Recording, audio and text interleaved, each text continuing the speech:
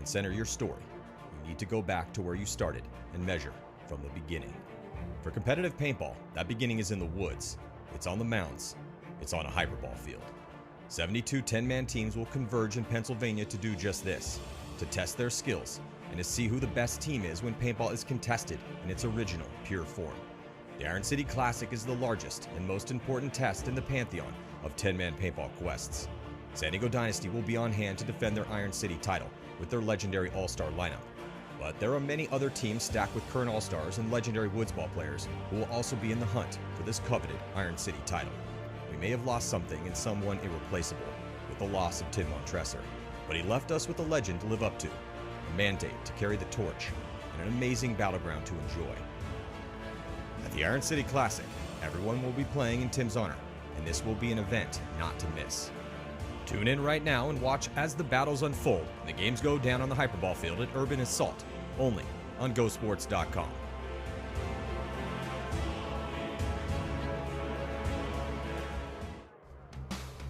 The Iron City Classic, a 10-on-10 tournament played on multiple types of terrain featuring a rule set that goes back to the beginnings of our sport.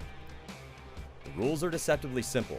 Capture your opponent's flag, return it to your flag station, shoot as many of your opponents as possible while keeping as many of your teammates alive as possible. 53 teams will battle over 2 days to determine the winner. Each team will play 8 games in the prelims, with the best 16 teams moving on to Sunday.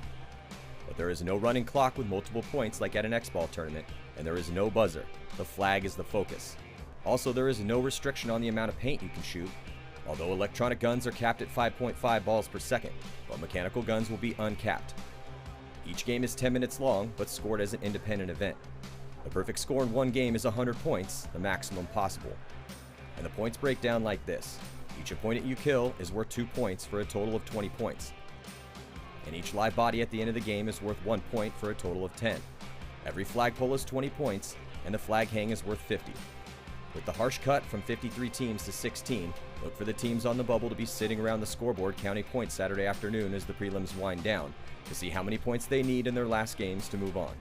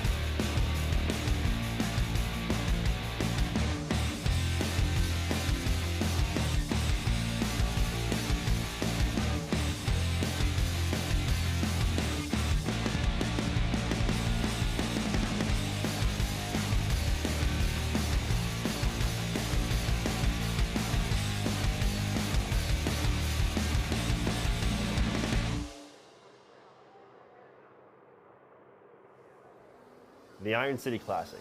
53 teams battle out over 3 distinct playing fields. The woods, where paintball first began. Mother Nature lends a helping hand with trees, rocks, and shrubs. Doesn't get much simpler than that. Hyperball. When paintball looked to expand outside the woods, this was the answer. Made up of corrugated plastic tubes of all shapes and sizes, Hyperball led the way to modern-day speedball, building the game for a faster-paced, more intense game. The Mounds Field. Iconic to this area in paintball history, the mounds are simple, strategically laid out dirt across the playing field. While simple, this led to very intense, aggressive, and in-your-face games of paintball. The teams will be put to the test this weekend, playing across all 3 fields.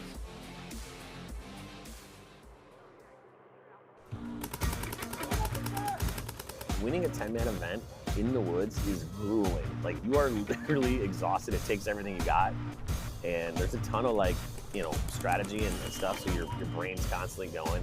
And physically it's demanding too, so it is an extremely hard event to win. 10-man is totally such a kind of push and pull, give and take format, and there's just infinite amount of possibilities and creativity as a result of that. You see a lot of kind of X-ball or airball, speedball type of players that come over to the woods format and kind of struggle and don't really know how they can make an impact. It's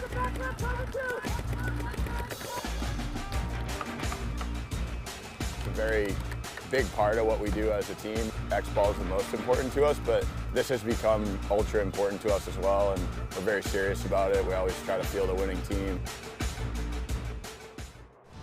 We started developing new teams into this woods ball format that no one was playing.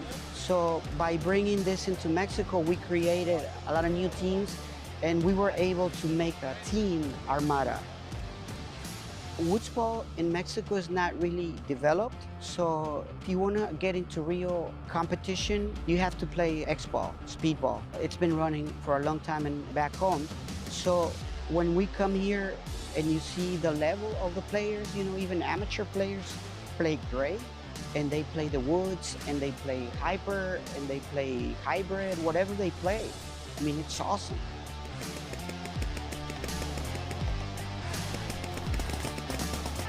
One more guy back here.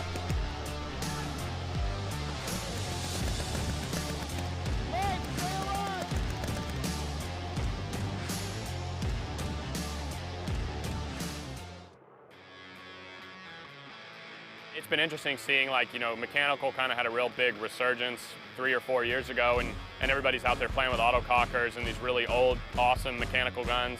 But now you got places like Planet Eclipse that are making, you know, they made the 170R, which I'm playing with. We have a lot of guys playing with the EMEX, and then we have some other guys that are playing with the CS2s with the mechanical frame on there. And to me, it sounds like those guys are shooting 10, 15 balls a second consistently. So it's crazy to see in just 3 short years the evolution of the mechanical guns.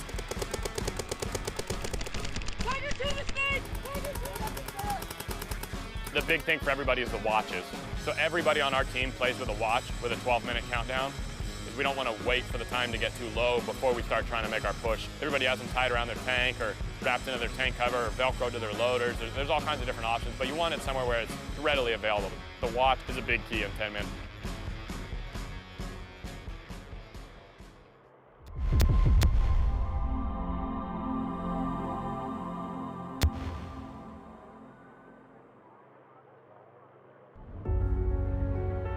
Welcome to the 2019 Iron City Classic, the 3rd annual. We are here at Urban Assault Paintball, a little outside of Pittsburgh, Pennsylvania. Matty Marshall. This event honestly just blown me away.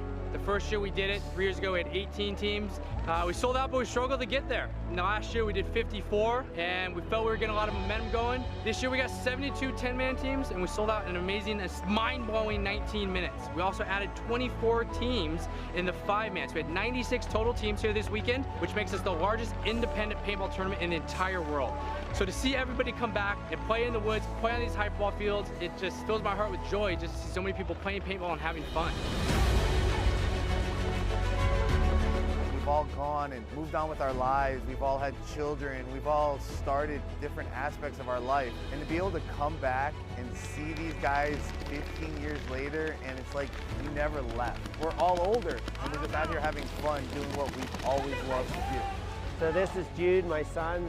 I wanted him to experience paintball the way I learned it when we were growing up. I mean, this is how the sport really grew. I think the even better thing about it is everyone's having a good time. There may be some heated matches here and there, but this is probably the funnest event for most of these guys all year, and that says a lot for the future. There's a lot of adrenaline going, so you can get in some pretty heated debates. But at the end of the day, we're all out here doing the same thing, having a good time, and as soon as the game's over, everybody's cool. Us old guys can still play. You know, you don't have 6 weeks to practice the field. You come out, you see them for the very first time once you get here. For us old teams, I think we've got a little bit of an advantage in the woods. You know, a lot of these games are going to time, people are stalemating, and because we've got more experience with it, and it's still 7-on-7, 8-on-8 with a couple minutes left, we're able to put together the flows and just figure it out. 10-man to me is so all-inclusive. Every single player on every single roster that takes to the field is involved in the game, and I love that. You know, if it's fun for you to just shoot off the break and try and get a crucial kill, great. If it's fun for you to go and bunker people at the 50, great. You can do that on every single field here. 10-man Classic is the medium in which we can all play a part. And you know, you don't enjoy that in the faster formats of the game. 10-man is so all-inclusive that it lets everybody have their moment in the sun. I'm Nicky T. I'm the English accent for this video intro. Welcome to the Iron City Classic. Let's play some bloody paintball.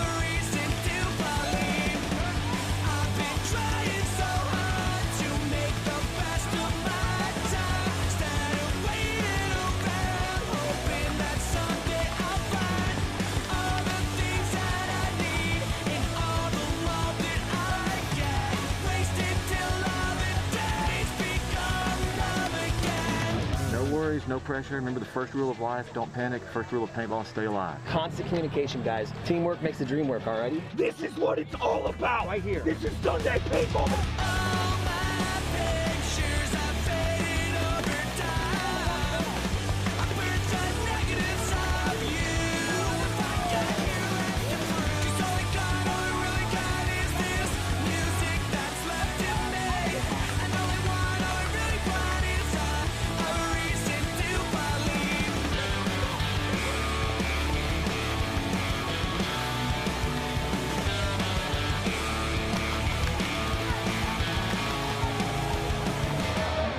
Another body, so Dynasty is trying to filter this one through the center. There goes Andy Kopcock. It looks like Andy's going to make this back. Look at how fast that little guy is. He still is fast. That's going to make San Diego Dynasty have a big advantage right now, as they are going to get a full win here, where, yes, Image put up 41 to 18 points in that first game against the Philly Americans, but it's going to be Dynasty Image for the win. We're ahead. We're in our own destiny. We win. We beat Dynasty.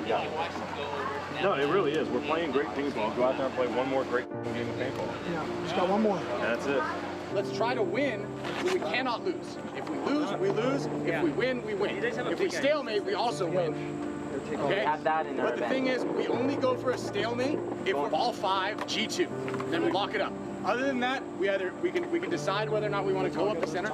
You have to be so excited right now, playing against Dynasty for first and second place. I walked over there, I recognized 2 people on that team. That's what's special about this tournament. Let's do this. One more game. Hey, we control our own destiny, boys. Let's go. Let's go get these motherfuckers. Come on than them. Okay?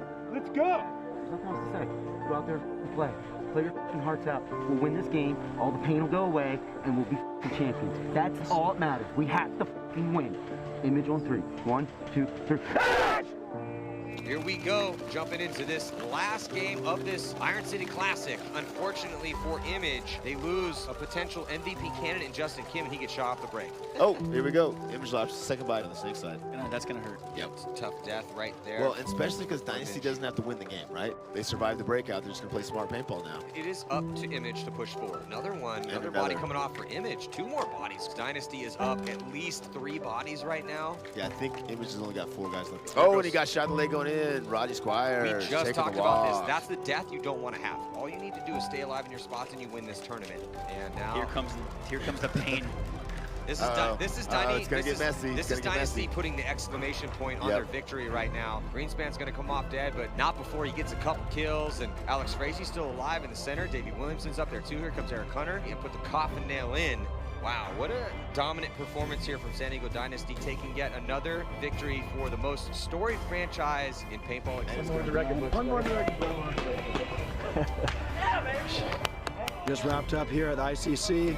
Dynasty took first place, but it was not easy. You know, it was a great blend of guys that we had with newer guys on the team and then some of the veterans and some of the original Dynasty members too. So it was my first ICC, and I'll say it was an awesome event, and anybody that has the chance to play it should come out and play. I play this game so that I can play with my friends and travel with my buddies and do all the bullshitting and playing, you know, with friends. And, you know, you get 5 more friends to play with. So it's a lot of fun. You look out and you've got your big group there and a bunch of faces you haven't seen for a long time. So it's really rewarding to come out here and play and compete, and you know, if you're lucky, you get to win.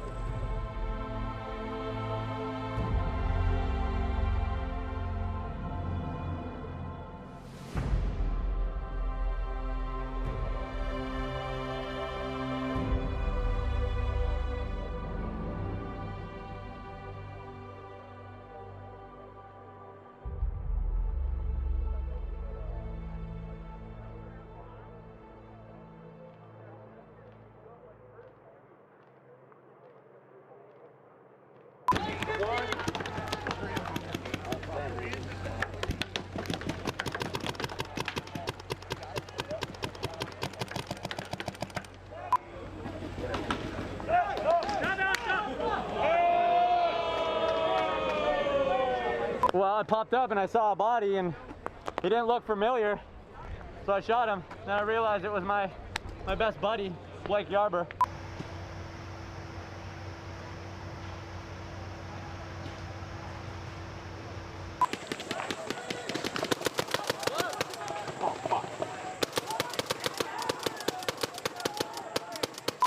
Hey, that house in front of me? So Arthur, what happened with the drones today? Getting those great shots and backed it up into a tree a little bit too close to the sideline over there. Got some of the refs to cooperate with me, help me out a little bit. They tied a string, you know, to a rock, threw it over, started shaking the branch, and then I was standing underneath with another guy, caught it with a tarp. Drone's good to go, everything's working, all the propellers. He figured he was gonna just go get the flag, and his gun was down, and the spider senses were tingling real strong in AO, so he had to give him about 6 of them, not just to shoot him out, but remind him that that was a very poor decision to leave his gun down. Listen, you got to shoot me right fucking here. Yes. I'm never coming out. Respectfully. None of these guys bring cash when I tell them to bring cash. It's Venmo, it's PayPal. Drive me out of my fucking mind. Load up here.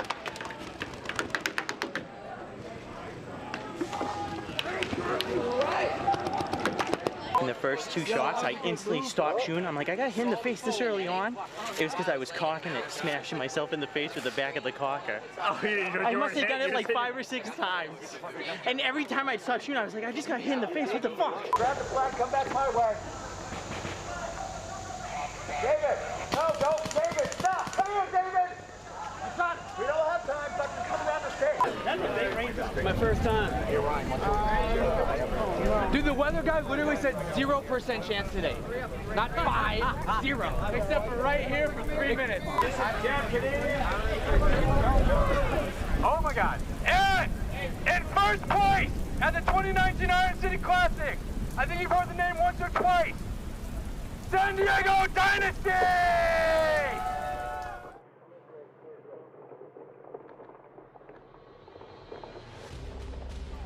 We need to turn our game up. Everybody needs to turn their game up. We need to turn our guns up, and we need to turn our communication up, all right? A little bit tighter. Hey, smart ball, plays a team, make the moves, shoot the gun. I want to hear where the slashes come from. Let's play ball, boys. Let's go. Wolves on 3. 1, 2, 3. Whoa!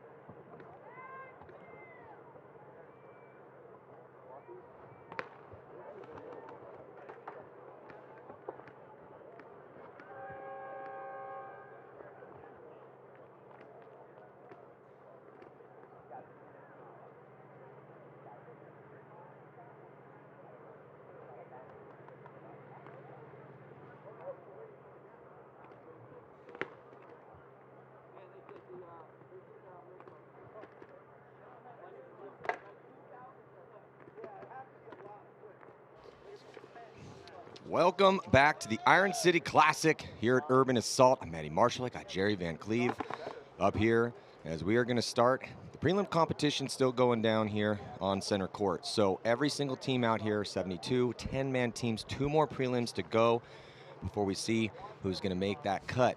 It's a drastic cut, 72 to 27.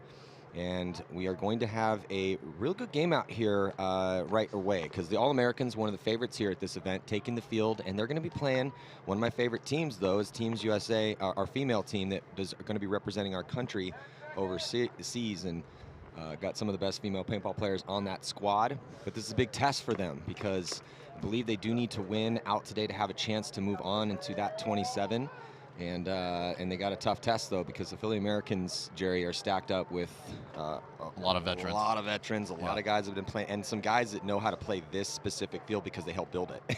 Matty, do you know how the Americans are doing point-wise in their other games, the other 6 games? Yeah, I have all the list of all the teams here. I was Jess Maiolo is going to come up here and help us do some commentary.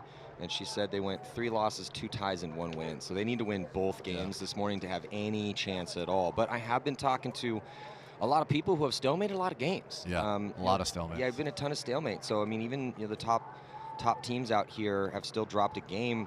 Image and Infamous are sitting really pretty, 5-1. But there's that one. So, both Image had a 17 out there, and Infamous had a 21. And I think Gridlock maybe, or Lockout, it's doing well too. Yeah. One of the brackets. Dynasty also dropped a game. And then, let's see, All-American squad, they dropped a game. So, and these are the top seeds in their brackets. Yeah. But for everyone else, I mean, there's a decent amount of good teams out here sitting. I mean, look at the other Philly American squad. Yeah. They dropped 3 games. They got to win 2 on the hybrid. For sure against the AC team. Yeah, and that's going to be interesting to hear the results from that. So yeah, this is kind of what we thought it was going to be. You got all these different fields. When you're playing the mound, you're playing Hyperball. You're not going to see a ton of stalemates on those fields, but the Woods Ball and the hybrid field. Because if you play, like we talked about this yesterday, Jerry, there's a lot of different reasons to come play a tournament. Now you have some teams and they're coming here and they want to win. Yep. But we're all in one division here, but some teams just want to hang out and tell war stories and crush beers in the parking lot. Like it's nothing wrong with it. And which is fine. That's fine. Tim, that's what Tim Ontresser wanted. He wanted to have that. So if you are going to be playing one of those teams and you play them on a, if I was the Philly Americans, I'd almost rather play AC because unless AC intentionally sits on it, but I don't think they're going to do that. But I'd rather play a team I know is going to push at me than just hide 10 guys in the back. Right. Because they're like, oh my God, we're playing the Philly Americans. Like, let's just we'll do our best by playing defense on the hybrid field. So, but yeah, that's just the case out here when you have all these different field sets. So we're going to be jumping into throwing 10 minutes on the clock and jump into the second day of competition. This game is going to be brought to you by Smart Parts. So many awesome mechanical markers, and they make a great one. We also have a camo carbon barrel that we'll be giving out to the MVP of this event. So thank you, Carbon, for. I actually shot a carbon barrel during the All-Star game. It was awesome. I did not break a ball and shot laser beams. So What did you think of the action yesterday, overall? Overall, I was very happy with it. I really liked the alterations they did to this field. Everyone I talked to off camera, no one from Urban Assault's around, no one from the ICC's around. Everyone likes this Hyperball field. It's very playable. It's very fun. The snake side is the strong side. Yep. And if you just didn't get a chance to check it out yesterday, the options on the diamond side, that's the farther side near the trees. The center, you can explore up there as well too. It's a relatively safe spot to take some ground early. And then we saw some great games out here, Jerry. I mean, we saw a lot of paintball. We were on air for 12 hours yesterday. Yep. And we only saw maybe 10, 12 stalemates, something like that. More in the afternoon and in the morning, and we didn't get a stalemate for 20 games. Yeah, the morning action seemed like it was pretty fast paced, and then it started to slow down. I think teams just got tired. Also, they were playing the point game too. So on the breakout here, Philly Americans taking a little bit of ground, getting out wide, going all the way to D2 on that diamond side and into snake 1 outside. Not much field progression early in the center, but then they're going to secondary and dive up into that wall. So that's just a perfect 10 body alive breakout here for the Philly Americans. Now on the flip side, the female USA team, the women's team, looks like they're going to be losing their first body here from I thought a referee was going to pull one of them out. He looks like they're singling. Yeah. But there it looks like 10 alive for the ladies too. But then snake. Was that Jess that just got shot out of there? Yeah, I think that is on the inside snake. Yeah, look, that you have to produce if you're a front snake player. And unfortunately for her, they were just out a little bit wider. Yeah. I don't know if she knew that body made it out that wide. And look at this, Manny. The Americans have 3 people in the snake, which is what we talked about yesterday. It's just going to flood bodies here and just put constant pressure. Yeah, we talked about that all day yesterday because that's what's happening out here. The teams that, most likely the team that wins this tournament is the team that's going to have their snake players playing lights out. And right now it's looking really good here. You want to stack a lot of bodies on the snake side and just flood them through, fix bayonets, bunker guys out in front of you if need be, or just get a couple gunfight wins like Philly American or like the All-Americans are doing right now. And it looks like the U.S. women's team lost 2 on the snake, so this whole side is pretty much, they have the insert left, but it's pretty much blown open for this guy. Their snake knuckle now to really put some damage on him. And Jerry, if you're in the situation the All-Americans are in right now, they need to just be a little patient here. They have a ton of time to work with, still 8:24 to go. They've already got some kills. Try to win with a big body count. Yeah, for sure. They're not on the bubble, especially with how things are looking here. They got one more game after this, but still, it's nice to go in with that #1 seed and send that statement to the rest of everybody. Looks like they still have 10 bodies alive. You can just slowly, methodically pick people off now at this with the 8-on-10 advantage. Yeah, so just and they have the ground, and they're putting a lot of pressure on these players for Team USA. And this guy moving with the All-American team all the way almost into their snake 1 knuckle is going to put pressure on that back center right away. Yeah, and they got to be careful. There goes another body coming off. It's like 10-on-7 now. Yeah, so body coming off from that D side, and then here goes trying to make it out to that back corner bunker, gets clipped out there, but I understand that Phil just trying to get that outside contained, but the All-Americans just are dominant with their pressure. Yeah. They actually might win this now with 10 bodies alive. Well, just as we say that, front center player, he just got cyclopsed. So a little bit of an unfortunate death there, but I'm not going to knock him. He already shot a bunch of bodies. It's still great playing for him. He looks good out there. I think that was Walker. Yeah, and if he continues to play like that, they're going to definitely probably have a good look later on at this tournament. And Matty, what we talked about yesterday is when you lose that front snake guy, can you have another front attacker be ready? And sure enough, the All-Americans were right there, right in their snake 2 knuckle right away. Well, they have multiple bodies up here. You're absolutely right, Jerry. They have one out wide right behind him to take over the attack. They have a body on the inside as well, and then looks like a body behind him. So with who's that back there? Is that Jenkins? Yeah, they got Gant. I mean, this team's stacked. The All-American, these are good players, man. Yeah. Clellan, Jenkins, Spesh is now pushing up past the 50. I play with Spesh in the All-Star game. There goes another body coming off, 2 more bodies. Yeah, looks like they only have 2 left. Just a beautiful textbook game here from the All-Americans. Get those early kills. They didn't shoot anybody off the break. No. They earned all these kills. Looks like they have the back center and the diamond corner. It looks like it might be taking a walk. Might just be the back center left.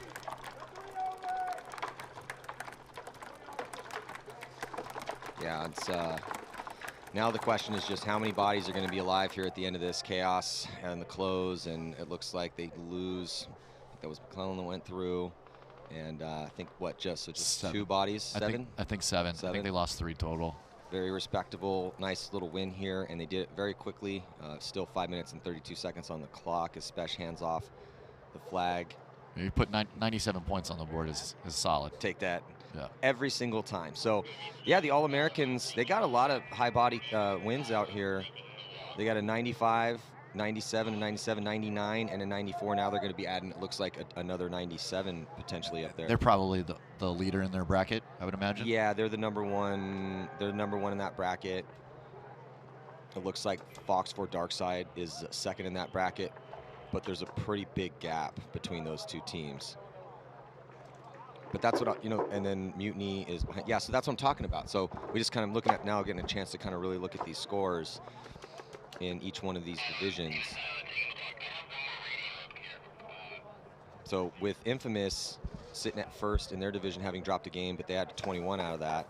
And then Misfits is second, but it goes from 507 to 397 for 1 and 2. Then the All-Americans and Fox 4 Darkside 496 to 357.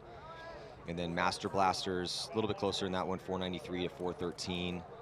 Looks like Farside's number 1 in their bracket, 407 to 334. So yeah, lots of stalemates out. Not a lot, but enough stalemates that it's going to make the conversation a little interesting as these last 2 games get played, to see who is going to be moving on into the, again, from that drastic cut. I think it makes today really, really important, right?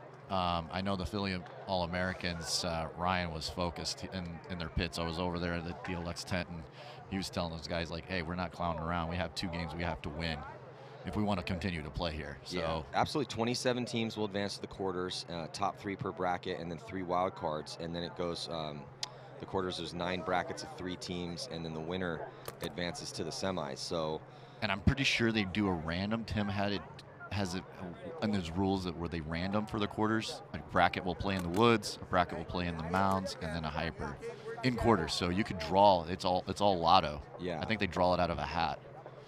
Yeah. So 72 to 27 to 9. And then to 3. To 3. Yeah. So I was texting with Marcelo Margot last night. It's interesting. Marcelo is so good at paintball. He had a great game yesterday, but he's such a student of the game because this is his first Iron City Classic, and he's just stoked on this event because he loves all the variables. He loves all the different fields, all the different things you have to try to figure out. But it was like midnight last night, and he was texting about the fields. It's just really cool to still see that after all these years out of somebody like Marcelo. So jumping into this next one here, got Master Blasters on the left, and Louisville Asylum on the left, and Master Blasters on the right. It looks like 10 on 10. Oh no, looks like Louisville Asylum lost their one of their guys off the break. Maybe their snake. I think he was trying to go to the outside snake knuckle. They still have the back corner bunkers hot, and inside snakes one is hot. But yeah, Asylum dropping one early. Don't see anybody for the Master Blasters coming off here. And I'm trying to find these teams' scores here so kind of see where they're at. Is this Master Blasters black or? Yeah, I think it is the black team.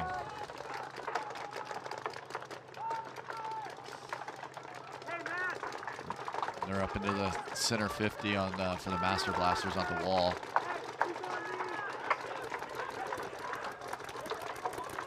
And looks like it's still 10 on 9, Matty. Okay, so this is actually just the Master Blasters, and they're sitting first overall in their bracket. Oh, okay. Louisville Asylum, they need a win here because they only had one solid win. Saw Dan come over here, snack from the All-Americans, and he's staying at our hotel. I saw him this morning. I'm like, good luck today, and then he just came over and gave me the thumbs up. I'm like, yeah, you just look pretty good. So, yeah, this on paper, Master Blaster should win this one just because Asylum does appear to have been struggling out here. But they absolutely need a win to have any chance. They're currently sitting 5th in their bracket. And Master Blasters is one of those veteran teams. They've been around for a while, and so like they know these fields. Not this particular field, but they know the style of play that classic paintball is. Oh yeah, yeah. These are guys have been doing this for some of them over 20 years. And they're not looking to move. They're just looking to find out where the bodies are, try to keep their bodies alive. It's not push and run into a gun. It's also interesting too, Jerry, if you're a team, like let's just take what's happening right here. So you got the Master Blasters sitting with a really nice score, right? Yeah. So depending on how the rest of your bracket's looking, knowing that you're going to get a decent, you know, you're almost in for sure at this point with all the wins, unless they drop both their games real bad. But so you want to, but this is where the tournament will be decided. Right. So you need to definitely win your games, but you really need to learn how this field is playing. Knowledge is power here. Knowledge will get you further and further on, because this is where the final 2 rounds are played. So the fact that you're playing on Sunday on this field gives you one opportunity to freshen your mind, like, hey, this is how we're going to execute our game plan on this field. Yeah. And hopefully that game plan works. Yeah, hopefully. All the way to the finals, right? Well, and then you need to have multiple game plans. Obviously, there's the initial, but it's more like principles. How should you play this side of the field? Because it's like Mike Tyson said it best. Hey, everyone's got a game plan until they get punched in the face. Yeah, yeah. You got to have some counters. Yeah.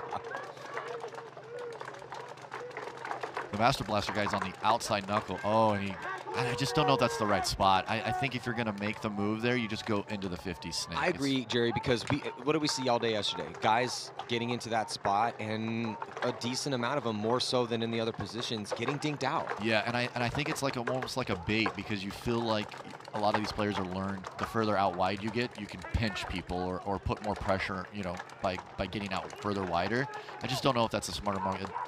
You can get wider shots on them, but it just exposes you on the inside. You know, we start in the regular NXLs, when you start to see a lot of deaths out of one spot, we start calling those, oh, that's the death trap, the bunker of death, you know, and that's, it's not quite the bunker of death. We have seen some guys go in there and get some kills out of there and play well, but it's just, out of all of the bunkers on this snake side, this super important snake side, those outside knuckles right on the sideline, those are the most treacherous positions that you can be in. It's just hard to defend from there. You're living behind your gun for sure.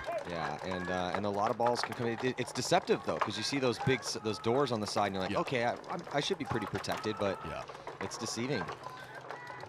So I think I don't know if Asylum has lost any more than one. I see for sure one in the dead box. Yeah, I think that might be it. I think so it was might just be that 9-on-9. Yeah, I think it's a 9-on-9.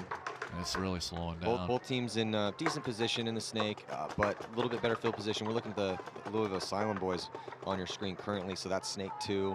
They got the triple laydown roller in the center, but the Master Blasters have that body up in the center. So currently a little bit better on the real estate for them. And again, with the Master Blasters already looking pretty good, sitting first in their division. Up in the center, Maddie, when you walk the field, did you feel like the center had a better angle on one side or the other? It seemed like a lot of people go up there and they're just shooting the diamond side. I would actually be focused on the snake side, knowing how strong it is. You got to. I agree with you, and we discussed this a little bit yesterday, but it also depends on what's happening, right? Yeah. You know, so where have we shot our bodies? Where's the threats? To me, the best of the center players that I've seen are proactive. Where they're going both sides. Yeah, they go both sides. They get in there and they're constantly searching for angles. They're staying alive and talking it up, but you don't want to just stay posted on one lane. Now, maybe that's your job. Now, a lot of times we've seen guys going early there, Jerry, as a body now moving up for the Master Blasters on the diamond side. Yeah, but we've seen players go into that center and early try to shut down the D side and then switch their gun over to the snake side. So that can work too, because people are secondarying into some of those spots. Remember late in the day, as a body coming off right now for the Master Blaster from that diamond side. Remember how the action was starting to go down on the diamond side yesterday? Yeah. So and some on those secondaries. So again, with that center, you just got to be proactive in there. There's a lot at different angles. And you can also catch some of the guys, trying to wrap or getting sloppy in the center in some of these back bunkers. Yeah. Looks like maybe Louisville has a one-body advantage right now. 8-on-9. Master Blaster still has, I think, better field position. Well, they need this win. Need this win. We got about 3 minutes left on the clock.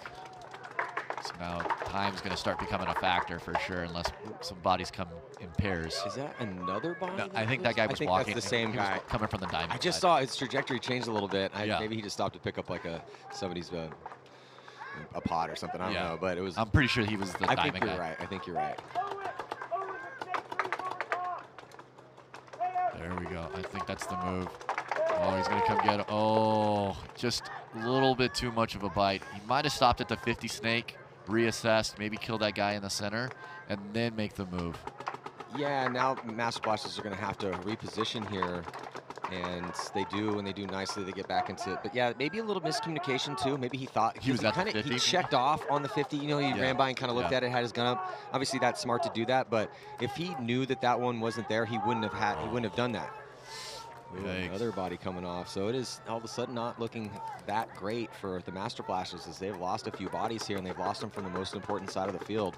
They also lost their first attacker, I believe, on that Dorito side. And they are in the diamond still. They've refilled it. But now you're down 3 bodies. I think they have 6 left.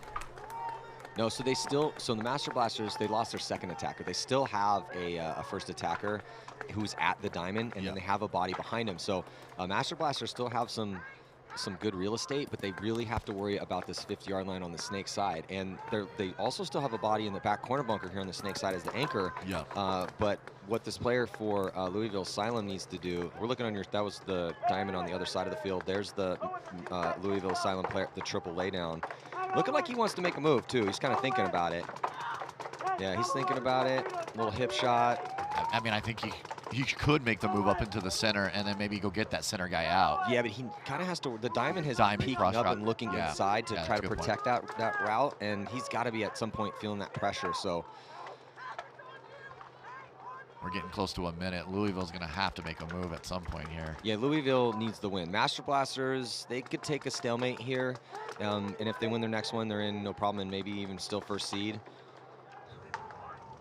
And we got Louisville making the move all the way to their snake 2 knuckle, which probably is going to put pressure on that on the center roll lay down. So top 3 make it in, right? But that's the biggest thing. Look at this. No, why do people not check off on the center? Daddy, I don't know. These mistakes, Jerry. Can you not see? Okay, maybe the V blocks it out. It does, but you have to, and it's tough because you got to be careful. You can't necessarily poke your head up, but you know that. See, now he whips his gun around, and see, just head check, guys. If you're going down the snake, try to head check towards that center. We keep seeing guys kind of miss free kills there sometimes.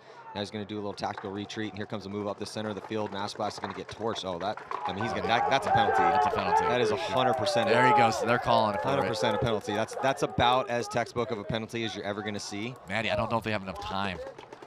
Yeah, just literally 10 seconds left to go, and this is not X-ball. There's no buzzer over there. You got to run that flag back. It's kind of a long run. I had to do it yesterday. They might get the pull. I don't think they're going to have enough time, though. Did the time expires, it looks like. Yeah, time definitely expired. Yeah, I don't think they time definitely expired. Well, game 2 already get a stalemate. Yeah, no pull. Just didn't have enough time. So that's going to hurt Louisville Asylum. Top 3 from each bracket move on, and they're sitting at 5th in their division. So that is kind of a tough break for Asylum. It's almost like even though that guy ran through, Jerry, and so that guy runs through and gets that penalty, and that definitely, but it was at the kind of in a moment that caused them to pause, and that was kind of a big deal because that kind of stopped. Asylum had to deal with that threat. Sure, the guy, played on and got a penalty, but where it was in the game, that stopped them for just enough, because if they had just even 2 more seconds, they probably would have got that pull, and that might have been a difference maker, depending completely on what they do in this next game, and obviously what the other teams do in their division. Yeah, for sure. I totally agree with that. Like, it just happened at the kind of the wrong time clockwise. Which is also funny because when do we ever say that? It's a good thing for the guy ran through and got the penalty. Yeah, it was perfect. Like, he caused the distraction, and then there was a little bit of chaos, and so that just slowed it down, where it basically prevented maybe 5 or 6 seconds off. Yeah, and that's all they needed. And I would not advise that as a strategy, but it worked in this some case. Things, the paintball gods, sometimes they're like, it's going to be chaos, and that actually is going to end up hurting you instead of being a gift. Well, kind of over there, it looks like they're arguing with who's the blonde-haired ref out there. That's kind of. That's Tim Stapleton. Okay, I know. Name was on the tip of my tongue, but yeah, he's been around forever. Yeah. I just always feel bad for the head referees. Yeah, they're trying to explain like the points and bodies. Everyone, if you've been around long enough, they're all arguing. Like, I was alive. I was alive. Yeah, we've all done that before. You've been in that position where, you know, you just have to kind of get yelled at all day, and just part of the job. Yeah. Yeah, when I was a kid, to make extra money when I was like 12, when you could do this back in the day, I umpired baseball games. Nice. And learned at an early age that, you know, you're just going to get yelled at by these dads. And dads do not care. They're going to yell at a 12-year-old kid. Some of them will. So being a head referee is a tough task. So now I'm going to head in. We got Ground Zero 24K and the Anchormen. And let's get a look here at how they're doing. So Ground Zero 24K is not doing very well. They do have one win with the 87 points, but 14, 11, 2, 2, and 8. They are 8th in their bracket, so they need to win both, and they need big wins out here on the Hyperball field. The Anchormen are on the bubble. They are sitting at 4th. Top 3 from each division move on. In front of them is Mutiny. It's a good team. Love Mutiny. 290 for Mutiny, and then 247 for the Anchormen. So this is kind of a big deal here for the Anchormen. If the Anchormen can pull off a win in their next 2 games, they might be able to get past Mutiny. But I think we're going to be seeing Mutiny out here as well. Yeah, I don't think we saw them yesterday. Yeah, so Mutiny has Fox 4 Darkside and GZ24K as well. Oh, no, sorry. Let's see. Mutiny has Fox 4 Darkside for sure, and Allegheny Artillery, who's also kind of sitting on the bubble at 6th. Less on the bubble, though, because they only have 167 points. So yeah, Mutiny and the Anchormen are going to be battling it out, looks like, for that 3rd spot. Fox 4 Darkside in that division sitting at 357, so they have a little bit of a better chance to stay in that top 3. 72 teams, cuts to 27, top 3 from each division, and then 3 wild cards. So there's also the wild cards too. And we have Ground Zero on the left, and the Anchorman guys will be on the right for him mounted. Well, see if the Anchorman can step up here. Ground Zero probably has no chance to move on, even if they win both games, because even if they put up another 200 points, they'd be sitting at 324.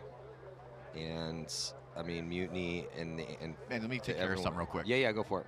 Looks like we got a little bit of a little controversy here, and so Jerry is going to have to go and do his job as the ultimate referee as he runs this field. So we got Tim here from the Master Blasters. Hey, you're still looking good. So right now we have, I'm wondering what this controversy is, because not only did Jerry have to dump his headset and go over, we also have Chris Rail here.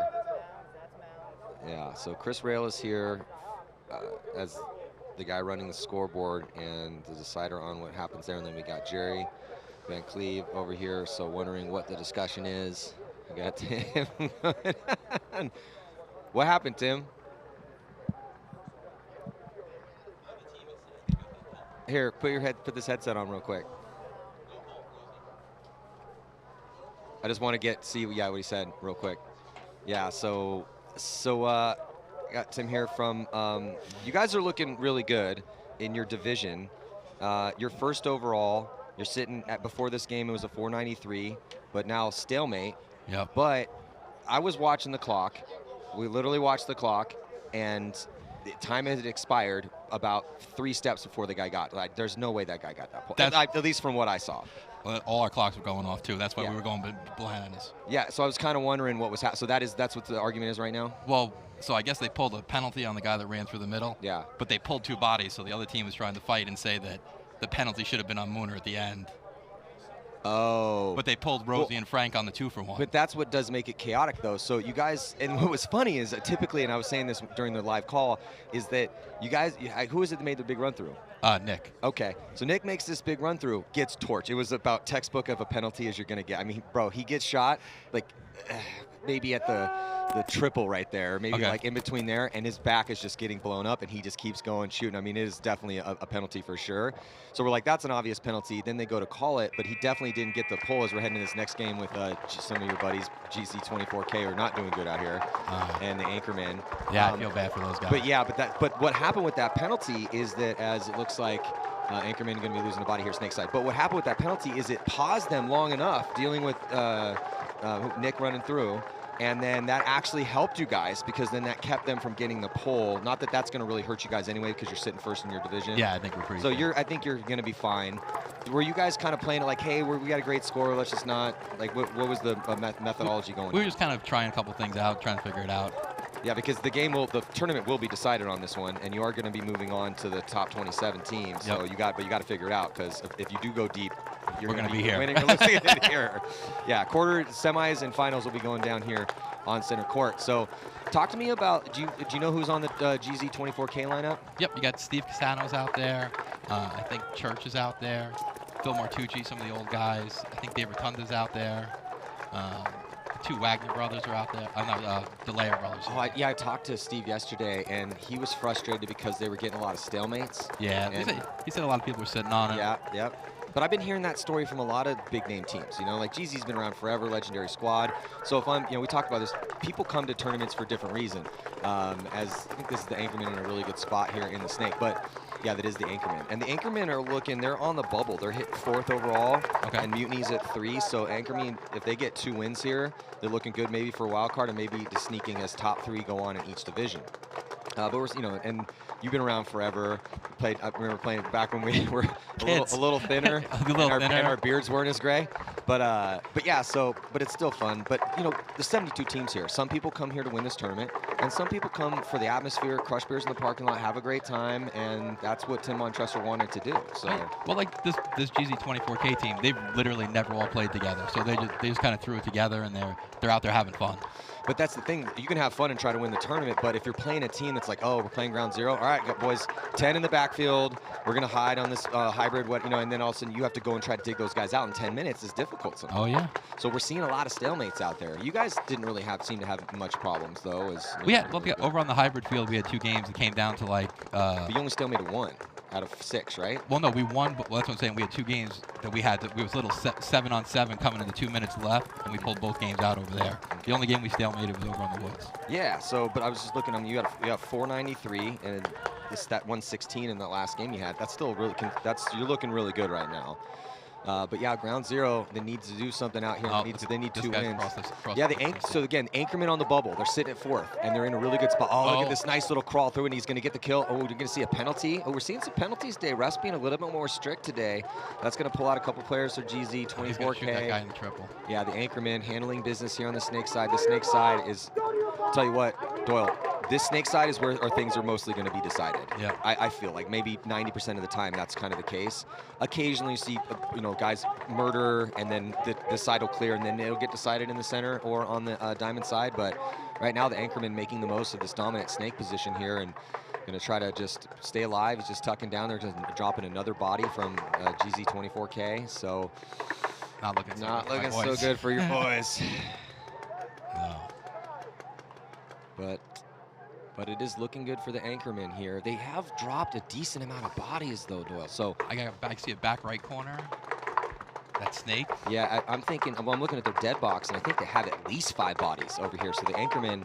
I count 4, and they're all in the back on the Dorito side. You got one guy in that triple roller, and then the triple in the back, and the back left, and the back right corner. So I think that the Snake player might be on an island, just all by his lonesome over here. He already did some damage, but he's got to get some help, and they have some time to work with. There's still 6 minutes and 6 minutes and 4 seconds left to go. I think you guys, Ground Zero, still has a body in the 50-yard line in the diamond. Yep, I think you got Steve sitting there right there in that triple, coming up on the.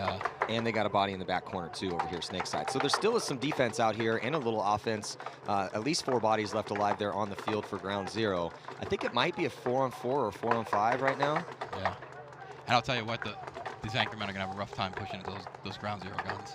You got some old guys that are good at this. Yeah, and this is what they're really good at. So, yeah, it's funny. The knees go, but you still got the snapshot, How's your body holding up these days? Not so good. 270 pounds doesn't exactly fare well on the joints. Well, here comes a body coming off, another one, and from that center here for ground zero. So they are starting to get whittled down. The anchorman looking pretty solid because they do have some time to work with. His body's still way past the 50-yard line. He's at ground zero's snake 2 position. I think it's just that the diamond side they need to figure out, the anchorman need to figure out a way to deal with this diamond side. Oh, the referee is running in to check out one of the ground zero players. Yeah, it looks like he's clean. But yeah, I think that's Steve Cusano at the quad stand-up right behind the snake. Yep. Oh, the snake player. Oh, he might have got that kill cross field. I think I think it's Simpson in the snake here for the anchorman. But I played that back corner bunker. It gets real tight in that back corner bunker on the diamond side when you have an opponent in your snake too. Yeah, and the only thing that gives him a little advantage here is that one is a little more twisted out to the outside, so you can kind of hide your legs a little bit in. Yep. Yeah. But that one stands a little straighter on the anchorman side. Yeah, it's but it's just. He just. Oh, who's walking? You see a body walking off? Yeah. Oh, there is another one walking off. But there's still a guy in that corner. I don't know where that body came from. Oh, did he get the guy up I here? think it was no. Jeezy had a body still at the 50-yard line in the diamond. It's blocked out from our vantage point. But Jeezy still has a body in what we're calling D2, and then they still have a body in the back corner bunker. And then Steve is still alive. There's 4 bodies left alive for ground zero. Okay, now 3 because that snake player Simpson just finally shot out. That's what I was saying. That back spot gets tight. So Simpson gets another kill here, really doing work for the anchorman. And again, anchormen are on the bubble. They're ranked 4th in their bracket. You have to be top 3. They maybe could squeak in on a wild card, but you don't want to let it come down to that. That's always frustrating. Whoever your math guy is, go crunch the numbers and see where we're sitting. And that guy always winds up being wrong. That definitely happens sometimes for sure. Oh, I've been on the other end of that one. Yeah, like, all right, all we need is 3 kills. We're going to be good. This team's at this, and we're here. And then they come back. It's like, yeah, actually, I was off. I was off by a couple kills. My bad. Yeah, always go out to win. Oh, this is I don't know how much time is left. Why did he do that right then? He still has 3 minutes to work with. He's the only guy on this side. Oh, it looks like they're going to leave. Are they going to leave? Oh, they're going to pull Steve, and Steve is screaming bloody murder and frustration. Oh, he had him. He had him definitely. Yeah, no, Simpson. That was not the time. He put him back in. Oh, Okay, all right. Well, oh no, the referee's going to run in and be like, well, wait a second. He's going to wipe him off. Well, Simpson went at the wrong time, and there were still 3 bodies left alive, and Steve kind of caught him out in the open. And I don't know if he caught one from the sidelines. This is Tommy Aguilera right in the snake. Tommy Aguilera, another old school player. I remember playing against Tommy back in the day. So ground zero might be stealing this game here from the anchorman, and that is just an inopportune move here for